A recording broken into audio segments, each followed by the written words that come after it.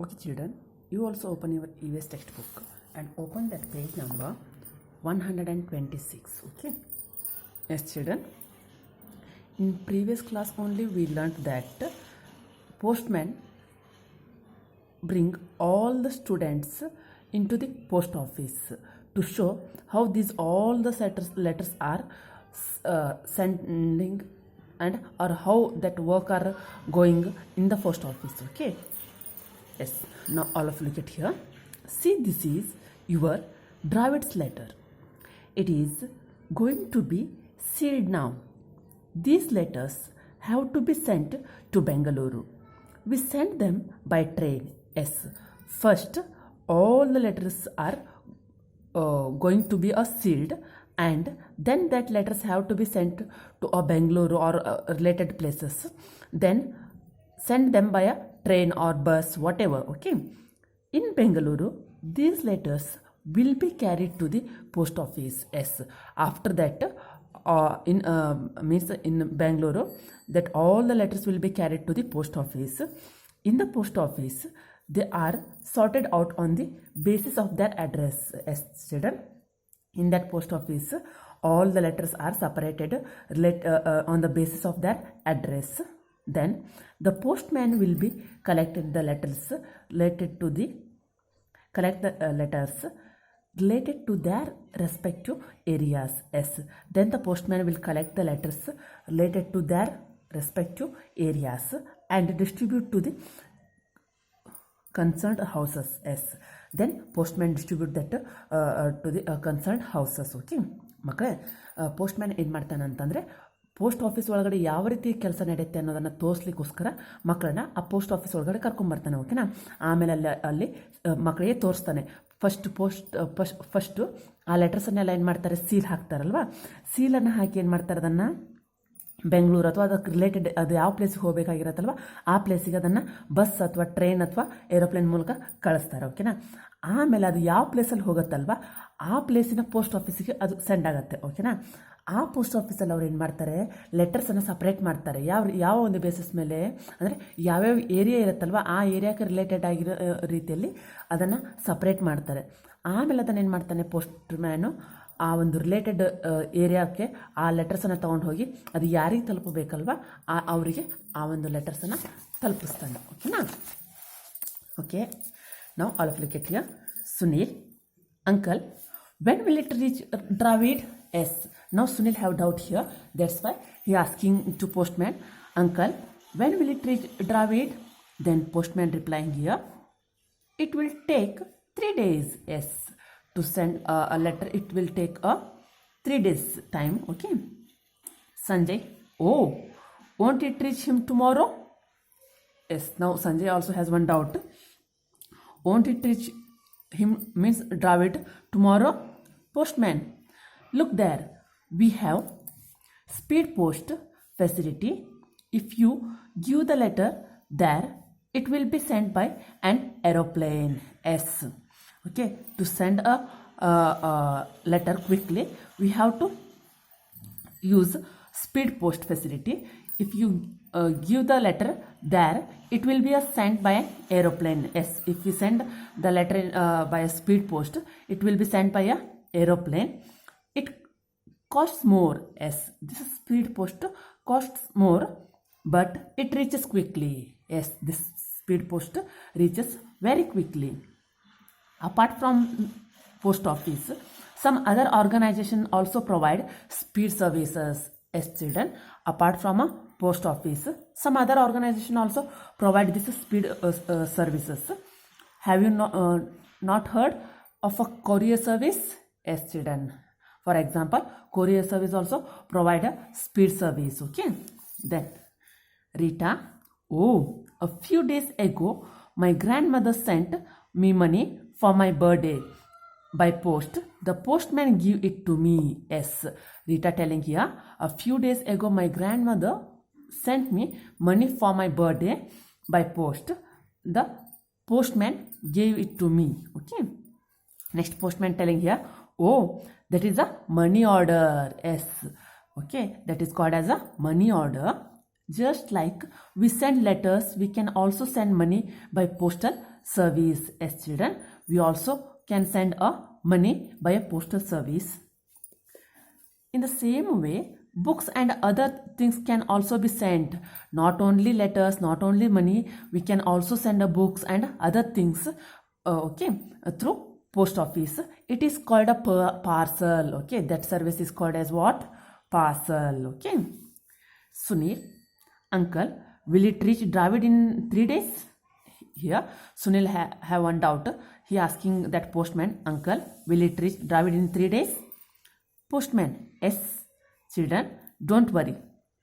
Then Karuna telling here, now lunch break is over, let us go to watch the match. Okay. Children ran out of the post office making noise and sat in front of the TV.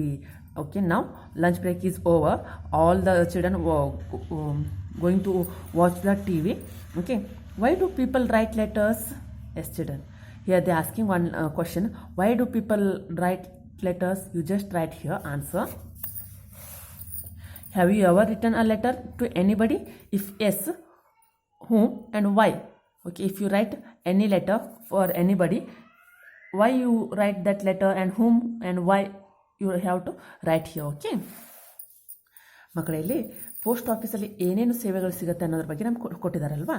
ಓಕೆನಾ, ಇವಾಗ ಸುನಿಲ ಒಂದು doubt ಇರುತ್ತೆ, ಯಾವುದೇ ಒಂದು ಲೆಟರ್ಸನ್ನು ನಾವು send ಮಾಡಿದರೆ ಅದು reach ಆಗಲಿಕ್ಕೆ ಎಷ್ಟು ಟೈಮ್ ತೊಗೊಳತ್ತೆ ಅನ್ನೋದು. ಓಕೆನಾ, ಅವನು ಪೋಸ್ಟ್ ಮ್ಯಾನ್ ಕೇಳ್ತಾನೆ.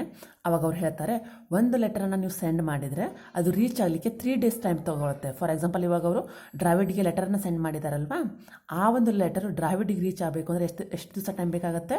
3 ದಿವಸ ಟೈಮ್ ಬೇಕಾಗುತ್ತೆ. ಓಕೆನಾ, ಆವಾಗ ಅವನಿಗೊಂದು ಡೌಟ್ ಬರುತ್ತೆ, ಇದು ನಾಳೆನೇ ಅವನಿಗೆ ರೀಚ್ ಆಗಲಿಕ್ಕೆ ಆಗಲ್ವಾ ಅಂತ ಕೇಳ್ತಾನೆ ಅವನು. ಓಕೆನಾ, ಯಾರು? ಸುನಿಲ್.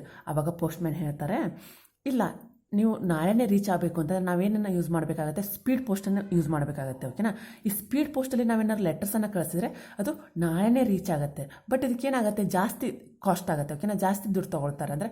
ಓಕೆನಾ, ಆದರೆ ಈ ಒಂದು ಇದು ಸರ್ವಿಸ್ ಏನಾಗುತ್ತೆ, ಅಲ್ಲೇನು ಮಾಡ್ತಾರೆ, ಲೆಟರ್ಸನ್ನು ಬಸ್ ಅಥವಾ ಟ್ರೈನಲ್ಲಿ ಕಳಿಸೋಲ್ಲ, ಏರೋಪ್ಲೇನಲ್ಲಿ ಅದನ್ನು ಸೆಂಡ್ ಮಾಡ್ತಾರಲ್ವ, ಆವಾಗ ಅದೇನಾಗುತ್ತೆ, ಲೆಟರ್ಸ್ ತುಂಬ ಬೇಗ ರೀಚ್ ಆಗುತ್ತೆ. ಓಕೆನಾ, ನೆಕ್ಸ್ಟ್ ಈ ರೀತಿಯ ಸರ್ವಿಸನ್ನು, ಈ ರೀತಿ ಸ್ಪೀಡ್ ಸರ್ವಿಸಸನ್ನು ಬರೀ ಪೋಸ್ಟ್ ಆಫೀಸಲ್ಲಿ ಅಷ್ಟೇ ಅಲ್ಲದೆ ಬೇರೆ ಸಂಸ್ಥೆಗಳು ಕೂಡ ನಮಗೆ ನೀಡುತ್ತೆ. ಫಾರ್ ಎಕ್ಸಾಂಪಲ್ ಕೊರಿಯರ್ ಸರ್ವಿಸ್ ಇರ್ಬೋದು. ಓಕೆನಾ, ಓಕೆ. ಆವಾಗ ರೀಟಾ ಹೇಳ್ತಾಳೆ, ಸ್ವಲ್ಪ ದಿವಸದ ಹಿಂದೆ ನನ್ನ ಅಜ್ಜಿ ನನಗೇನು ಮಾಡಿದರು, ಪೋಸ್ಟ್ ಆಫೀಸಿನ ಪೋಸ್ಟಲ್ಲಿ ನನಗೆ ದುಡ್ಡನ್ನು ಕಳಿಸಿದ್ರು ನನ್ನ ಬರ್ಡೇಗೋಸ್ಕರ ಅಂತ ಹೇಳ್ತಾರೆ. ಆವಾಗ ಪೋಸ್ಟ್ ಮ್ಯಾನ್ ಹೇಳ್ತಾರೆ, ಹಾಂ ಹೌದು, ಪೋಸ್ಟಲ್ಲಿ ನಾವು ಬರೀ ಲೆಟರ್ಸನ್ನು ಮಾತ್ರ ಅಲ್ಲದೆ ದುಡ್ಡನ್ನು ಕೂಡ ನಾವು ಸೆಂಡ್ ಮಾಡ್ಬೋದು, ಕಳಿಸ್ಬೋದು, ಬೇರೆದವ್ರಿಗೆ ನಾವು ಕಳಿಸ್ಬೋದು. ಓಕೆನಾ, ಅದನ್ನು ನಾವು ಮನಿ ಆರ್ಡರ್ ಅಂತ ಕರಿತೀವಿ. ದುಡ್ಡನ್ನು ಕಳಿಸಿದ್ರೆ ನಾವು ಅದನ್ನು ಏನಂತ ಕರಿತೀವಿ? ಮನಿ ಆರ್ಡರ್ ಅಂತ ಕರಿತೀವಿ. ಆವಾಗ ಪೋಸ್ಟ್ ಮ್ಯಾನ್ ಹೇಳ್ತಾರೆ, ಬರೀ ಲೆಟರ್ಸ್ ಅಥವಾ ಬರೀ ದುಡ್ಡನ್ನು ಮಾತ್ರ ಅಲ್ಲದೆ ಬೇರೆ ವಸ್ತುಗಳು ಇರ್ಬೋದು ಅಥವಾ ಬೇರೆ ಬುಕ್ಸನ್ನು ಕೂಡ ನಾವೇನು ಮಾಡ್ಬೋದು, ಈ ಪೋಸ್ಟ್ ಆಫೀಸಿನ ಮೂಲಕ ಕಳಿಸ್ಬೋದು ನಾವು ಅಂತ ಹೇಳ್ತಾರೆ. ಅದನ್ನು ನಾವು ಪಾರ್ಸಲ್ ಅಂತ ಕರಿತೀವಿ. ಓಕೆನಾ, ಓಕೆ. ಇವಿಷ್ಟು ಸೇವೆಗಳು ಏನಾಗುತ್ತೆ ನಮಗೆ ಈ ಪೋಸ್ಟ್ ಆಫೀಸಲ್ಲಿ ಲಭ್ಯವಾಗುತ್ತೆ. ಓಕೆನಾ ಮಕ್ಕಳಲ್ಲಿ ಕೆಲವೊಂದು ಕ್ವಶನ್ಸನ್ನು ಕೊಟ್ಟಿದ್ದಾರೆ, ಅದಕ್ಕೆ ಜಸ್ಟ್ ಆನ್ಸರ್ ಮಾಡಿ. ಓಕೆನಾ, next, write a letter to your friends, grandmother or grandfather, favorite person. Yes, children, you just write a letter to your friend or your grandfather or your grandmother and your favorite person here. Okay, visit the post office of your place and put the letter written by you into the post box. Then go inside the post office and see the work going on there. Yes, children, you do it yourself. You just write one letter and post it into the post box. Then you go inside the post office and see the work going on there. Okay, next, here they given, write about the post office that you have visited. Yes, children, you just write about the post office here. Okay, here they given one activity. Observe the pictures that represent the sending of letters. Put correct serial numbers to these pictures. See the example given. Yes, children, here they given different pictures.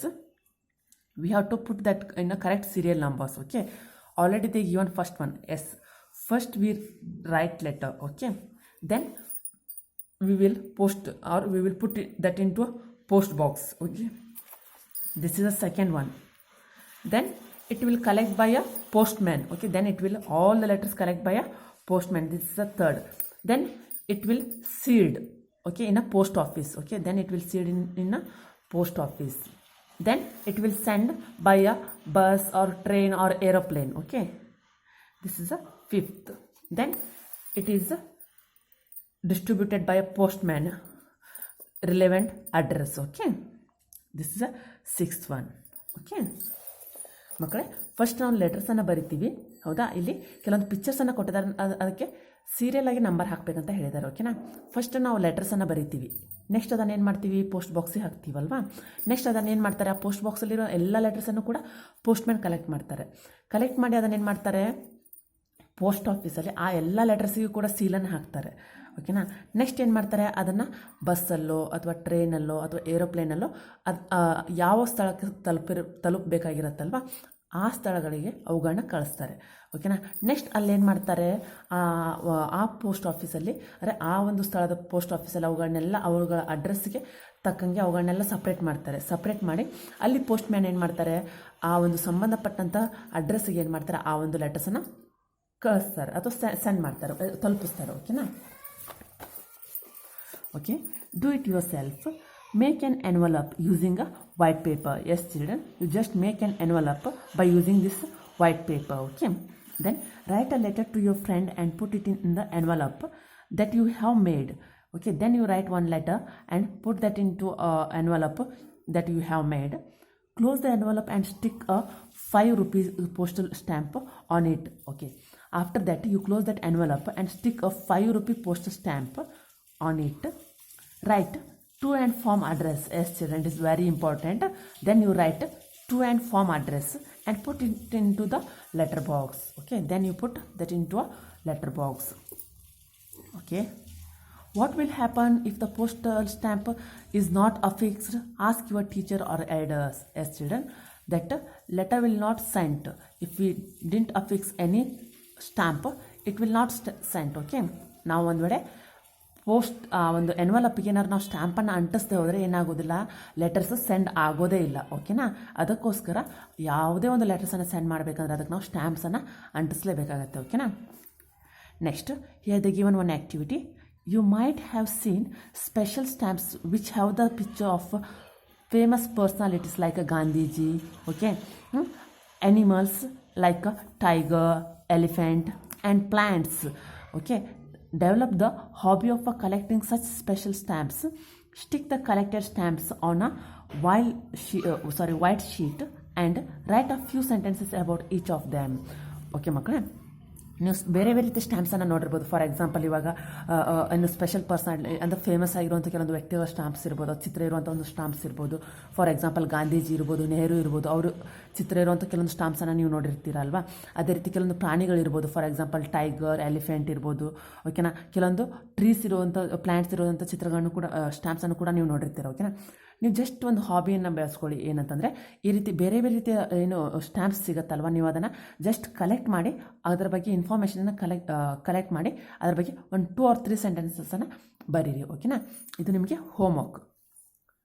Okay children, thank you.